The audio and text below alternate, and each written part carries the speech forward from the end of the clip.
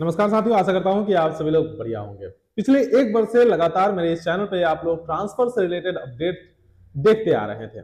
आज हम ट्रांसफर से हटके वेतनमान के मुद्दे पर आप सभी से बात करना चाहते हैं। इसका यह बिल्कुल भी मतलब नहीं है कि हम लोग ट्रांसफर को छोड़ दिए हैं और हमारे बचे हुए साथियों का ट्रांसफर नहीं होगा। जितने भी हमारे बचे हुए साथी हैं, चाहे वो 6 जिला वाले हो या 3 जिला वाले हो या टीआरई 3 वाले हो या जो भी कोई है, जितने भी लोग ट्रांसफर चाहते हैं, सभी के लिए फरवरी महीना में बहुत ही अच्छी खबर आ रही है। तो आप लोगों को बिल्कुल भी परेशान नहीं होना है। जितने भी ट्रांसफर से वंचित हमारे शिक्षक हैं, सभी लोगों के लिए फरवरी महीना में बहुत ही अच्छी खबर आएगी। ठीक है, अब न्यू पॉलिसी भी आएगी और जो हमारे 6 जिला वाले साथी हैं, उन लोगों को अलग से क्योंकि पहले अप्लाई कर चुके हैं, तो इन लोग जो भी पहले अप्लाई कर चुके हैं, उन लोगों के लिए अभी विचार विमर्श हो रहा है। हो सकता है कि फरवरी में आप लोगों का डिस्ट्रिक्ट अलॉटमेंट भी हो जाए। आज जो हमारा मुद्दा है वो है वेतनमान। वेतनमान बहुत ही ज्यादा इंपॉर्टेंट मुद्दा रहा है और हम लोग जो है इस पर भी काम करना चाह रहे थे, लगातार सोच रहे थे कि इस पर किस प्रकार से काम किया जाए, क्योंकि ये आसान मुद्दा तो है नहीं। आप सिंपल सा बात समझिए कि 25,500 कुछ रुपया जो है वो पे लेवल एज ए 7th पे कमीशन के अंडर जो है वो 1 to 5 वाले शिक्षकों को मिल रहा था, लेकिन एक नया पे मैट्रिक्स लाया जाता है और उसमें बेसिक पे 25,000 रख दिया जाता है। सिर्फ 500 का डिफरेंस करके आखिर सरकार कितना पैसा बचाना चाह रही थी? बात पैसा बचाने की नहीं थी, बात आप लोगों को 7th पे नहीं देने को थी। ठीक है, और आज उस वजह से हम लोगों को प्रत्येक महीना, अगर आप लोग देखेंगे सेंट्रल पे मैट्रिक्स के अकॉर्डिंग, तो प्रत्येक शिक्षक को कम से कम 20,000 का नुकसान हो रहा है। आज जो सरकार की तरफ से काउंटर एफिडेविट फाइल किया गया है, उसको अगर आप लोग पढ़ेंगे तो वहां पे ये बात स्पष्ट रूप से लिखा गया है कि जो भी शिक्षक 2023 के बाद जो बहाली हुए हैं, उन लोगों का ना 7th पे दावा हो सकता है और ना ही 8th पे पर उन लोग कोई दावा कर सकते हैं। तो आप इसे समझ जाइए कि अगर आज हम लोग एकजुट होकर के और सही फैसला नहीं लिए, एक दूसरे का सपोर्ट नहीं किए, मिलजुल कर संघर्ष नहीं किए, सरकार पर दबाव नहीं बनाए, रिक्वेस्ट नहीं किए, अगर हम लोग वेतनमान नहीं लिए, तो जिंदगी भर चाइनीज वेतन के साथ जिंदगी जीते रहेंगे और चाइनीज राज्यकर्मी कहलाते रहेंगे। इसीलिए आज का वीडियो बहुत ही ज्यादा महत्वपूर्ण हो जाता है। आप सभी से रिक्वेस्ट रहेगा कि वीडियो को लास्ट तक जरूर देखिएगा और जो भी आप लोगों की तरफ से सुझाव हो वो कमेंट सेक्शन के माध्यम से जरूर दीजिएगा। साथ ही साथ हम कमेंट सेक्शन में जो है वेतनमान का जो हमारा ग्रुप है उसका भी मैं लिंक पिन कर दूंगा, आप उससे हमारे वेतनमान वाले ग्रुप से जुड़ जाइएगा और आगे की रणनीति पर हम लोग चर्चा करेंगे। अब देखिए क्या है कि आप लोग में से बहुत सारे साथी कह सकते हैं कि इतना लेट से आप लोग क्यों वेतनमान पर चर्चा करना चाह रहे हैं। देखिए, हम लोग का शुरू से ही फंडा था कि पहले ट्रांसफर उसके बाद वेतनमान। ठीक है, लेकिन और ऐसा होता भी, हम लोग का काम करने का तरीका थोड़ा सा अलग था। हम लोग कुछ और प्लान कर रहे थे। हम लोग का ऐसा है कि सबसे पहले तो भाई रिक्वेस्ट करो, लेटर लिखो, बात करो, एमएलसी से मिलो, एमएलए से मिलो, जाकर के अभी बजट सत्र आएगा उस पर जो है अपनी बातों को रखवाओ, सवाल करो सरकार से मिलो। तो इस प्रकार से हम लोग पहले दबाव बनाएंगे, उसके बाद नहीं होगा आंदोलन करेंगे, उससे नहीं होगा तब लास्ट पोजीशन में हम लोग जाते हैं कोर्ट। ट्रांसफर के मुद्दे में भी सभी लोग लगातार बोल रहे थे कोर्ट में जाइए, ये कीजिए वो कीजिए, लेकिन हम लोग का मानना था कि नहीं, कोर्ट जो है वो हमारे लिए आखिरी जो है वो पड़ाव होगा, आखिरी विकल्प होगा। लेकिन अब हमारे श्रीवास्तव भैया जो है वो काहे इतना परेशान हो गए और तुरंत बहुत शॉर्टकट रास्ता अपनाने के चक्कर में जाकर के केस कर देते हैं। केस करने से पहले भी देखिए, मुझे कोई वो फर्क नहीं पड़ता कि उन्होंने केस किया वेतनमान के लिए या फिर उनका क्या मन में चल रहा था, उससे कोई फर्क नहीं पड़ता। लेकिन मेरा ऐसा मानना है कि जो भी उसके रिजल्ट आएंगे वो पूरे बिहार में जितने भी 2-2.5 लाख 3 लाख जो बीपीएससी से बहाल शिक्षक हैं, उन लोगों के ऊपर उसका असर पड़ेगा। तो जब भी आप कोई निर्णय लेते हैं जिससे इतने मास नंबर ऑफ पीपल पर इफेक्ट पड़ता है, तो आप वो निर्णय सोच समझ के ले, आप वो निर्णय सभी लोगों से विचार विमर्श करके ले, हर एक पॉइंट को देख करके ले और जो सही हो वो ले। हमारे पास बहुत सारे विकल्प थे। अब डायरेक्ट कोर्ट में जाने का मतलब हो जाता है कि अब सरकार जो है वो हो जाएगा कि तुम लोग कोर्ट से तो हो ही गया, खत्म हो गया, अपने पास सारा रास्ता ही बंद हो गया, हम लोग रिक्वेस्ट करके या फिर कुछ भी करके अब करवा ही नहीं सकते हैं। ठीक है, वैसे खैर चलिए, अब जब बात आगे बढ़ चुकी है तो इसमें हम लोग भी पीछे नहीं हटेंगे। हम लोग अब इस केस को मजबूती देने के लिए अलग से बीआरबीएस जो है वो अलग से एक आईए फाइल करेगा और फाइल करने के बाद जो है वो अपने जो भी इसमें कमियां थी उस कमियों को दूर करते हुए इसके अंदर जो है अब आगे चल करके हो सकता है कि टैग हो भी जाए, एक जगह चला भी आए और हम लोग जो है इस मुद्दे को और मजबूती से उठाएंगे। हाई कोर्ट, सुप्रीम कोर्ट, जहां जो वकील रखना हो वो रखा जाएगा और उसके अकॉर्डिंग हम लोग काम को करेंगे। जो देखिए अब ये भी जो करेंगे ना, तो ऐसे नहीं कि मन आया कर दिए, कोई भी वकील लिए कर दिए, ऐसा नहीं। हम लोग कंप्लीट पहले अभी एक दिन कम से कम इसका हियरिंग हो जाए, देख लिया जाए, क्योंकि आज तो सरकार ने डायरेक्ट बोल रखा है कि इसको जो है खत्म ही कर दिया जाए, इसको रिजेक्ट ही कर दिया जाए रीट पिटीशन को। तो अगर ये रिजेक्ट नहीं हुआ, जो कि मुझे नहीं लगता कि अगर ढंग से वकील जो है वो डिफेंड अगर करते हैं तो रिजेक्ट नहीं होगा। बहुत सारे पॉइंट्स है जो अभी मैं इस वीडियो के माध्यम से आप लोगों के बीच रखूंगा, अगर वो पॉइंट्स पर भी विचार किए जाए तो रिजेक्ट होने की संभावना कम है। ये तो मेरा अपना है, और कोई बढ़िया ढंग का वकील अगर हम लोग रखते हैं तो वो जो है बहुत सारे चीजों को वो क्लियर कर सकते हैं। ठीक है, तो जो भी निर्णय होगा वो बजाते हम लोग अगर केस करेंगे तो पहले सभी लोगों से डिस्कस करेंगे। जितने भी 2.5 से 3 लाख लोग हैं, हम लोग ऑनलाइन ओपन मीटिंग रखेंगे, सभी साथियों को बुलाएंगे कि आइए अपने अपने पॉइंट्स रखिए। जरूरी पड़ेगा तो उसमें से फिर गिने चुने लोग जो एक्टिव पार्टिसिपेट करने वाले होंगे उन लोगों को पटना में एक फिजिकल मीटिंग रखा जाएगा, और उसके बाद जो भी होगा सब लोग अपने अपने वकील के बारे में बताएंगे। 2-3 वकील आएगा, ढंग से बैठेगा, सभी संघ जो है अपने अपने जो भी महत्वाकांक्षाएं हैं उसको छोड़ करके, है ना, आएंगे और एक साथ संगठित होकर के जब प्रयास करेंगे तो सफलता मिलेगी। ठीक है, और अगर हम लोग सुप्रीम कोर्ट में केस जीतना चाहते हैं, हाई कोर्ट में अगर मान लीजिए केस जीतना चाहते हैं, तो हम लोग को ढंग का वकील वगैरह भी रखना पड़ेगा।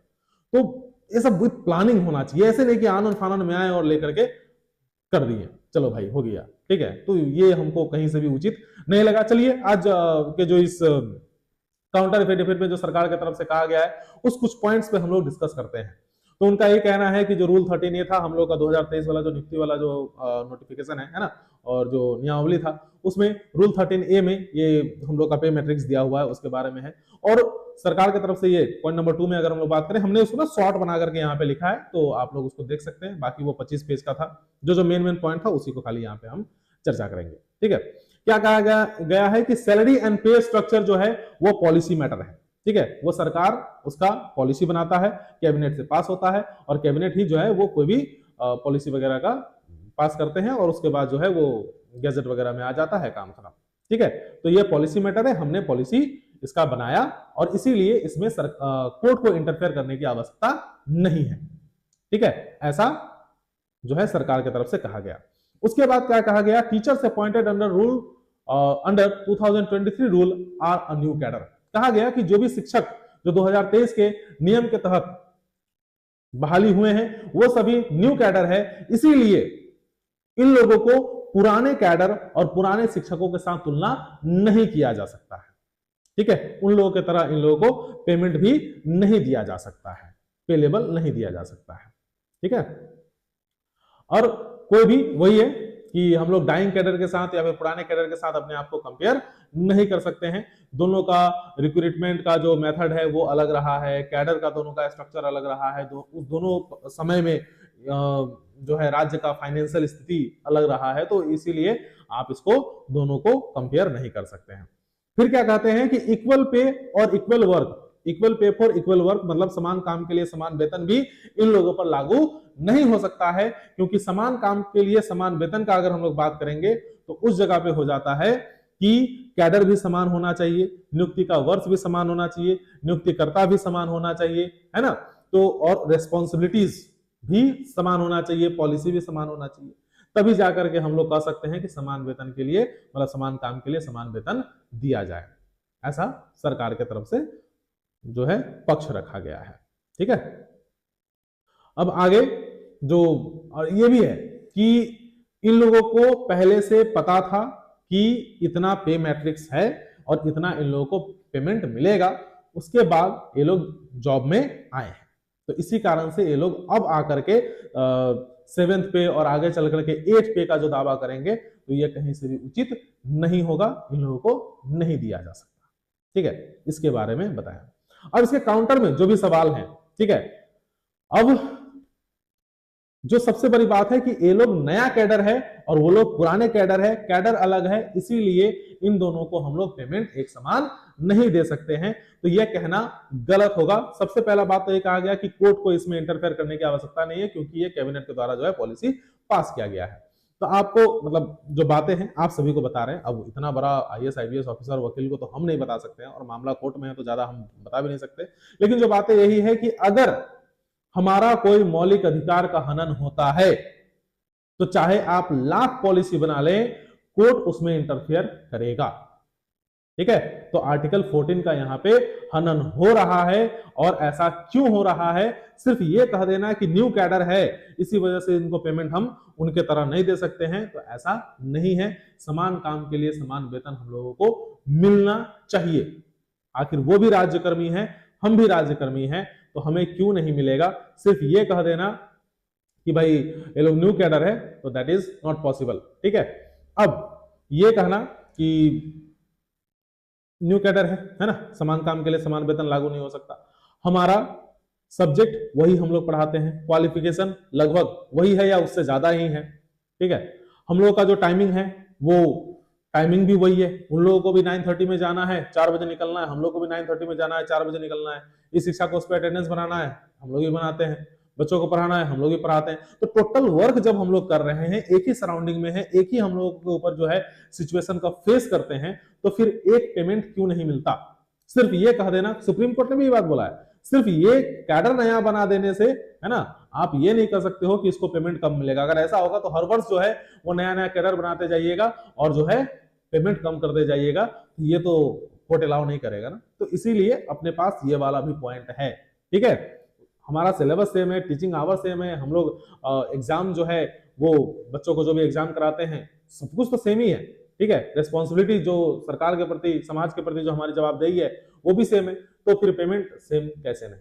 ठीक है, अब क्या है, जो भी आप पॉलिसी बनाते हैं वो सभी संविधान के दायरे के अंदर आता है। कोई भी आर्टिकल 14 का वो हनन नहीं कर सकता, और यहाँ पे आर्टिकल 14 और आर्टिकल 16 दोनों का हनन है। ये कह देना कि सरकार के पास संपत्ति नहीं है और संपत्ति न होने के कारण जो है वो उतना पैसा हम लोग नहीं दे सकेंगे, उतना पेमेंट नहीं दे सकेंगे, ये भी गलत है। अगर आपके पास नहीं है तो फिर आपको नियुक्ति नहीं करना चाहिए। कुछ इस प्रकार से, मतलब ये मेरा नहीं है, ये एक जो बातें हैं उसको हम बता रहे हैं कि लैक ऑफ फंड बोल करके आप किसी, यहाँ पे बात हो रही है संविधान के तौर पर। ठीक है, तो सिर्फ आपके पास फंड नहीं है उसके तौर पर आप ये बोल दो कि हम आपको पेमेंट नहीं देंगे, है ना, समान पेमेंट नहीं देंगे, तो ये गलत हो जाएगा। संविधान के नजर में, कोर्ट में ये गलत हो जाएगा। ठीक है, साथ ही साथ ऐसा ये बिल्कुल भी नहीं है कि अगर हमने साइन करके जॉब में आ गए हैं तो आप मुझे जो है हम आगे आप लोग आपसे जो भी है लेवल है ना, 7वां वेतन आयोग या 8वां वेतन आयोग आपसे मांग नहीं कर सकते। ऐसा बिल्कुल भी नहीं है, क्योंकि हम जब इस जॉब में आए थे तब हम बेरोजगार थे, मेरे पास कोई चारा नहीं था, वो एक सर्कमस्टेंसेस था, और ये संविधान में है, बजाते हैं। ठीक है, कि सिर्फ देखिए, the petitioners accepted appointment under economic necessity, fundamental rights under article 14 and 16 can not be waived by acceptance of service condition. ठीक है, अब सिंपल सी बात है कि हम सिर्फ अपने इकोनॉमिक जरूरतों के कारण मैं जॉब में आ गया, इसका मतलब ये नहीं है कि आप मेरा फंडामेंटल राइट जो है वो आर्टिकल 14 और 16 उसका हनन कर दो, ये संभव ही नहीं हो सकता, इसमें कोर्ट इंटरफेयर करेगा। ठीक है, तो बहुत सारे ऐसे मुद्दे हैं जिसमें कोर्ट इंटरफेयर कर सकता है, और लेकिन इन सभी मुद्दों को मैं तो एज ए टीचर, एक नॉर्मल आप सभी के साथी हूं, तो मुझे जो जो लगा, ठीक है, और इधर उधर से जो बाकी लोगों से बातचीत करने के बाद जो लगा उसको मैंने यहाँ पे डाला। अगर ढंग का वकील मिल जाए तो हम लोग बहुत कुछ कर सकते हैं, और सिर्फ इतना ही मुद्दा नहीं है, और भी बहुत सारे चीजें हैं जो इसमें ऐड किया जा सकता है। ठीक है, तो सभी चीजों पर हम लोगों को काम करने की आवश्यकता है। थोड़ा सा आप लोगों से बस यही रिक्वेस्ट करूंगा, हाथ जोड़ के रिक्वेस्ट करूंगा कि अब भी कम से कम आप लोग तैयार हो जाइए, क्योंकि सरकार की तरफ से ये पक्ष आ गया है और डायरेक्ट बार बार वहां पे कहा गया है कि इस जो रिट पिटिशन है इसको खारिज ही कर दिया जाए। अगर खारिज ही हो गया तो मैटर ही क्लोज हो गया, फिर तो दिक्कत ही दिक्कत है। अगर खारिज नहीं हुआ और एक दो हियरिंग भी स्टैंड कर जाता है तो हम लोग इस बीच में घुस करके बहुत कुछ कर सकते हैं। तो बस, लेकिन वो करने के लिए भी आप लोगों का साथ आना आवश्यक है। जितने भी बीपीएससी से बहाल शिक्षक हैं, चाहे जितने भी संघ हैं, सभी लोगों से यही रिक्वेस्ट करेंगे कि साथ आइए, मिलजुल करके काम कीजिए, संगठित होकर के काम कीजिए, क्योंकि ये जो फैसला आएगा इससे 2.5 से 3 लाख बीपीएससी से बहाल शिक्षकों पर असर पड़ेगा। ठीक है, तो अभी कम से कम अपनी राजनीतिक महत्वाकांक्षाओं को छोड़ करके जो है, हमको तो कोई एमएलए एमएलसी बनना है नहीं, है ना, तो जॉब करना है और बेटर जॉब कंडीशन होने चाहिए। तो इसके लिए साथ आइए और मिलजुल करके चलिए काम करते हैं और हमारा इस वेतनमान के मुहिम को सफल बनाते हैं। ठीक है, बीआरबीएस से जुड़ने के लिए नीचे दिए गए लिंक पर जो है वो क्लिक करें और हमारे ग्रुप में जुड़ें। तब तक के लिए जय हिंद, जय बिहार।